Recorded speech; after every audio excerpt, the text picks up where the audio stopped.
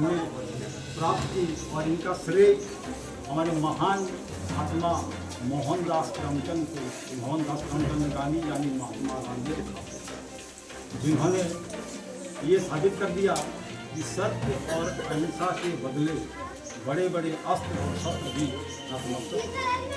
इनका श्रेय जाता है आजम भगत सिंह, जिन्होंने मात्र 23 वर्ष की उम्र में हंसते हंसते वह फांसी के फंदे पर चढ़े, लेकिन ये कठिन तपस्या और क्या बोलेंगे शोध पराक्रम दिखाया, अंग्रेजों से बहुत तरह की जानना हुई, लेकिन इन्हें कभी हार नहीं। इसी तरह अगर शिक्षा के क्षेत्र में भी अगर आप लोग हार नहीं मानते हैं तो दुनिया में कोई काम कठिन नहीं, असंभव नहीं।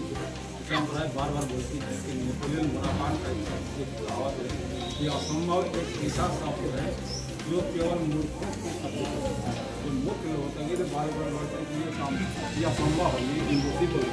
संभव दुनिया में हर काम संभव है, हर कठिन काम को हम कर सकते हैं, लेकिन उसके लिए हार उसी का होता है जिन्होंने प्रयास किया।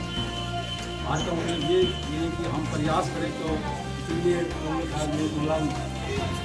का ये हौसला था, लहरों से डरकर नौका पार नहीं होता है और कोशिश करने वालों को कभी हार नहीं होता है। तो हम लोग अगर कोशिश करते रहेंगे, चाहे कितना भी कठिन काम कितना भी कठिन काम क्यों न होगा, हम लोग को करते रहेंगे बार बार, तो हम उस काम को आसानी से कर पाएंगे। और लेकिन हम लोग अगर पहले डर जाएंगे, पहले घबरा जाएंगे, बिना सामना किए, तो वह काम हमारे लिए कठिन बनेगा। तो कितना भी कठिन काम क्यों न हो, तुम लोग खास करके मान लो जैसे एक शिक्षक होने के नाते अगर तुम लोगों से मैं प्रश्न करूंगा कि ये देशभक्ति क्या है और देश का भविष्य कैसे बनेगा, तो कोई बताएगा देशभक्ति किसको बोलेंगे? शायद हमको लगता है कि तुम लोग समझते हो कि देश के सरहद पर यानी सीमा पर क्या बोलते हैं, बॉर्डर पर जो काम कर रहा है, जो सैनिक है, उस व्यक्ति उसी का हम वो तो व्यक्ति है।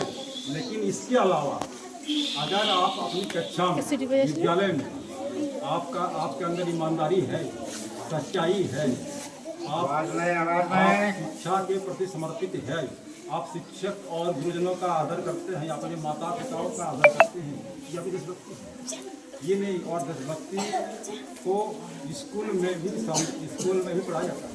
शिक्षक एक ऐसा शख्स है जो आपको हर तरह का शिक्षा है, देशभक्ति का नहीं, हर तरह का। अब बात है कि कोई शिक्षा ग्रहण नहीं करते, वो अलग बात है। और जैसे कोई बोलता है कि देश के भविष्य का निर्माण होता है पार्लियामेंट से, कोई बोलता है कि विधानसभा से, कोई बोलता है कि ऑफिस से। नहीं, देश के भविष्य का निर्माण होता है क्लासरूम, कक्षा से, विद्यालय से।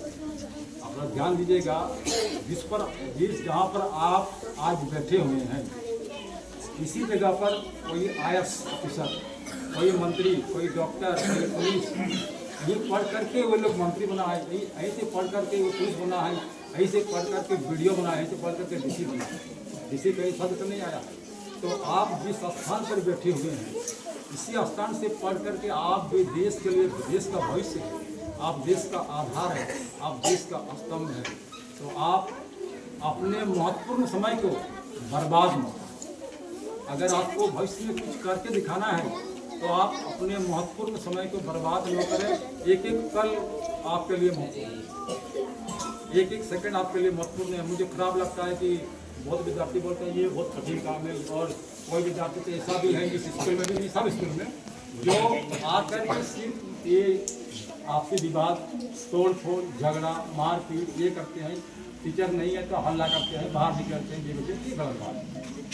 ये देशभक्ति नहीं है।